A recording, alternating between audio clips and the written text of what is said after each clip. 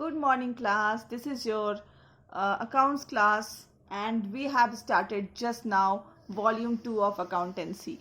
Okay, its name is issue of shares. Okay, या फिर हम लोग अभी बोलेंगे इसको कंपनी अकाउंट, क्योंकि हम लोग इसको बेसिकली आज भी हमारा कंसेप्चुअल वीडियो ही होगा जहाँ की हम क्या पढ़ेंगे, टाइप्स ऑफ कंपनी. आज का जो हमारा टॉपिक है वो है टाइप्स ऑफ कंपनी. तो आज का भी जो हमारा जो वीडियो है वो कंसेप्चुअल वीडियो ही होगा. This is volume 2 and chapter 8 and this is the second video. ठीक है, this is the second video. इसके फर्स्ट वीडियो में हमने डिस्कस किया था कि क्या क्या डिस्कस किया था, meaning of company and its feature भी हमने डिस्कस कर लिया था. तो ये थोड़ी सी बड़ी कंपनी थोड़ी सी बड़ी चैप्टर है जहाँ पे हमें थोड़ा डिटेल डिस्कशन करना होगा. ठीक है, तो टाइप्स ऑफ कंपनी में अगर हम बात करते हैं तो there are 3 types of company. Okay, अगर हम बात करते हैं तो there are 3 types of company. पहला है अनलिमिटेड कंपनी.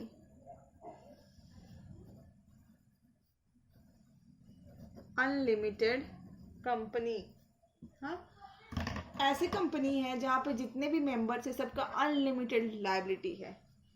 इन सच कंपनीज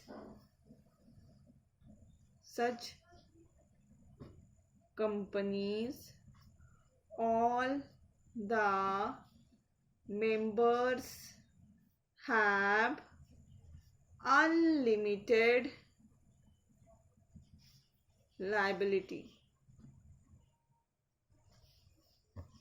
ठीक है, ऐसी कंपनी है जहां पे सारे मेंबर्स की अनलिमिटेड लायबिलिटी है. अनलिमिटेड लायबिलिटी मतलब होती क्या है, इसका मतलब ये होता है कि अगर कंपनी डूबने की हालत में है तो आपको अपने घर की जमीन, जेवर, घर, बेड, बर्तन सभी बेचना पड़ेंगे. ठीक है, और जितनी भी रकम होगी सब आपको चुकानी होगी. ठीक है, तो यहाँ इसको बोलते हैं अनलिमिटेड कंपनी. यहाँ पे सारे मेंबर्स की अनलिमिटेड लायबिलिटी है, बर्डन बिल्कुल अनलिमिटेड है, उसके कोई डेफिनेशन नहीं है. ठीक है, तो अब आपने कहीं सुना है अनलिमिटेड कंपनी के बारे में? नो, बिकॉज प्रैक्टिकली अब ये हमारे इंडिया में नहीं है. समझ लीजिए, तो मैं यहाँ लिख दे रही हूँ, नॉट एग्जिस्टेंस इन इंडिया. ऐसी कंपनी भारत में नहीं देखने को मिलती है, इसीलिए आपने नहीं सुना है. Okay, and second is limited by guarantee. ठीक है, दूसरी क्या है, लिमिटेड बाय गारंटी. ऐसी जो कंपनी होती है उसकी जो मेंबर्स होते हैं उनकी अमाउंट ऑफ लायबिलिटी, मतलब उनकी जो लायबिलिटी होती है वो लिमिटेड होती है. लिमिटेड मतलब मैं लिख लेती हूँ फिर आपको समझाऊंगी. इन सच कंपनीज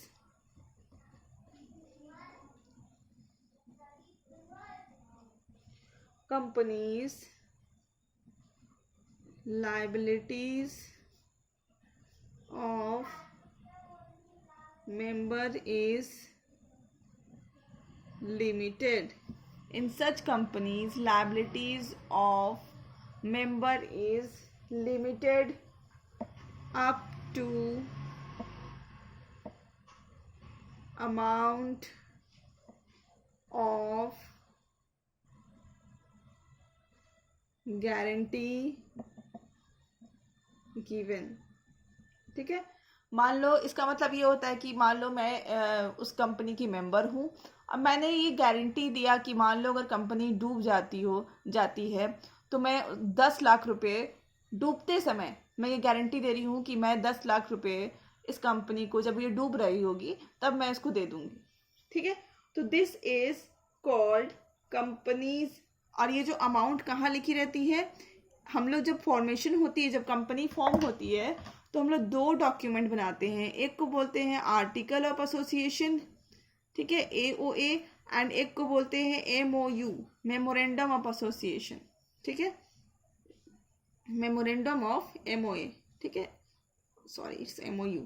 तो ये जो बनाते हैं इस पे लिखी रहती है कि हम लोग कितने की गारंटी दे रहे हैं। तो हमसे जब कंपनी डूब रही होती है तो हमसे बस उतना ही डिमांड किया जाता है, बट ये भी अभी देखने को बहुत कम मिलती है। ठीक है, लिमिटेड बाय गारंटी वाली कंपनी भी देखने को बहुत कम मिलती है, ठीक है, ना के बराबर में।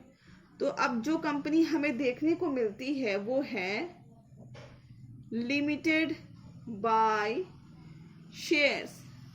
क्या मिलती है? लिमिटेड बाय शेयर्स, ठीक है, where the liability of member is limited up to the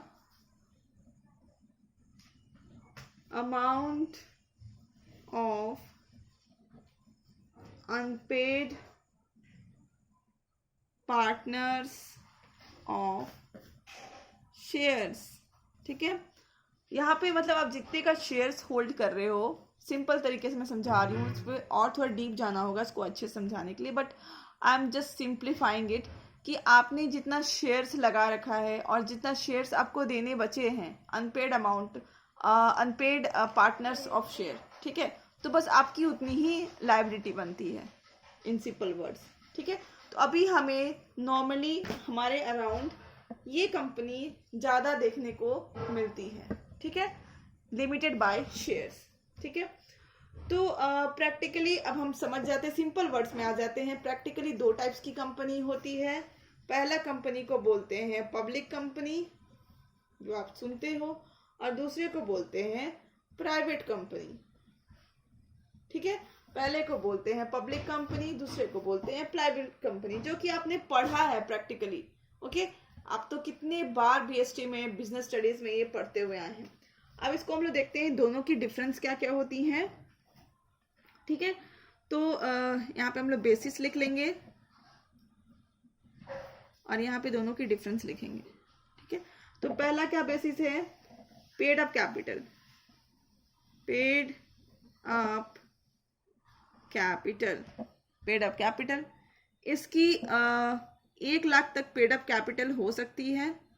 public company की जो है 1 लाख तक, सॉरी प्राइवेट कंपनी की, प्राइवेट कंपनी की 1 लाख तक पेड अप कैपिटल हो सकती है और इससे कम भी हो सकती है। Okay okay, less than and equal to 1 lakh. ठीक है, 1 लाख तक हो सकती है सिंपल वर्ड्स में एटलीस्ट।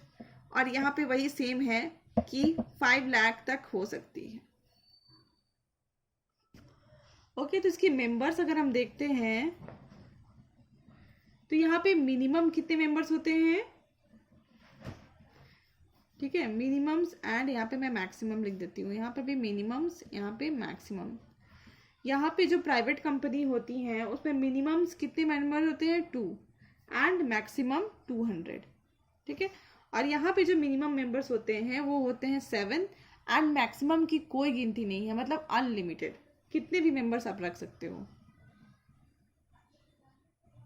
ठीक है, देन नेक्स्ट इज डायरेक्टर्स। कितने आप डायरेक्टर्स होते हैं? मिनिमम डायरेक्टर्स, यहाँ पे मिनिमम, यहाँ पे भी मिनिमम। ठीक है, मिनिमम यहाँ पे 2 डायरेक्टर्स इज रिक्वायर्ड। जब कंपनी में खोलने की बात कर रही हूँ, कितना मिनिमम में आप कंपनी खोल सकते हैं, तो मिनिमम 2 डायरेक्टर्स। ठीक है, और यहाँ पे प्राइवेट, सॉरी पब्लिक में minimum 3 directors. Okay, then transferability of shares, ये तो हम लोग बार बार पॉइंट पढ़ते हुए आए हैं।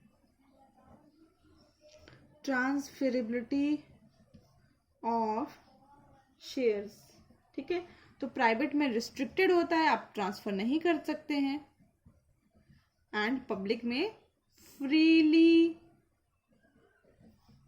ट्रांसफरेबल। ठीक है, दिस आर द डिफरेंस। अभी हमारे मार्केट में रिसेंटली एक न्यू कंसेप्ट आई है, रिसेंटली हो गई कुछ साल। ठीक है, इसका नाम है OPC। This is also a type of company. Okay, तो ये OPC का मतलब होता है 1 पर्सन कंपनी। इसकी क्या मतलब होती है? One person company. तो अगर मान लो कुछ पर्सन्स ऐसे होते हैं कि जिनको खुद ही अकेले सब कुछ कंट्रोल करने में अच्छा होता है, मतलब they are interested to control the things by themselves. वो खुद ही अपने सारे चीज़ों को कंट्रोल करना चाहते हैं, खुद ही मालिक बने रहना चाहते हैं। तो वैसे में क्या करते हैं, अपना जो ऑनरशिप राइट है वो किसी के साथ शेयर नहीं करना चाहते हैं। तो इन सच अ केस क्या होता है कि एक अकेला इंसान भी कोई कंपनी बना सकता है। That is called one person company. ठीक है, only one member can form a company. Okay, this is called one person company. ठीक है, और इसकी मिनिमम कितनी होती है, इसमें डायरेक्टर्स कितने होते हैं? मिनिमम 1 होते हैं एंड मैक्सिमम 15 होती हैं। और ये जो अपने लास्ट में कौन सा वर्ड यूज करता है? That is OPC। ये लिमिटेड या फिर प्राइवेट कंपनी। तो ये जो वन पर्सन कंपनी को जो मान्यता प्राप्त हुई है वो हुई है सेक्शन 226। ठीक है, सॉरी, सेक्शन 262। वेरी सॉरी, कहाँ से मिली है? सेक्शन 262 से ऑफ कंपनीज एक्ट 2013 से इसको मिली है। इसकी पेड अप कैपिटल कितनी होती है? पेड अप कैपिटल कितनी होती है? Rupees is not more than ₹50 lakh. Is not more than ₹50 lakh. Okay, और आपको बहुत सारे डिटेल चाहिए तो आपके दिया हुआ है। ठीक है, ओनली ए नेचुरल पर्सन ऐसी कंपनी खोल सकता है जो कि इंडियन का सिटीजन होना चाहिए। ठीक है, इंडियन सिटीजन होना चाहिए and resident in India can form an one person company. Okay, तो ये क्या कौन फॉर्म कर सकता है? देखिए, आप पहला लाइन पढ़िए, ओनली अ नेचुरल पर्सन जिसका बर्थ जो है नेचुरल तरीके से हुआ है वही ऐसी कंपनियां खोल सकता है। और ऊपर से वो इंडियन सिटीजन होना चाहिए और साथ ही साथ रेसिडेंट इन इंडिया, मतलब जो NRI होते हैं वो 6 महीना इंडिया में नहीं रहते, तो इंडिया का रेसिडेंट होना चाहिए, वो इंडिया में ही रहना चाहिए वो। ठीक है, और can form one person company and can be nominee for the sole member of the one person company, और उसका नॉमिनी भी वो खुद बन सकता है। तो you can read all this things. ठीक है, और ये चैरिटेबल पर्पस के लिए भी बन सकता है। तो ये सारी चीज़ आप पढ़िए, आपको आपकी नॉलेज और इन्हांस होगी। Till then keep learning, stay safe, thank you.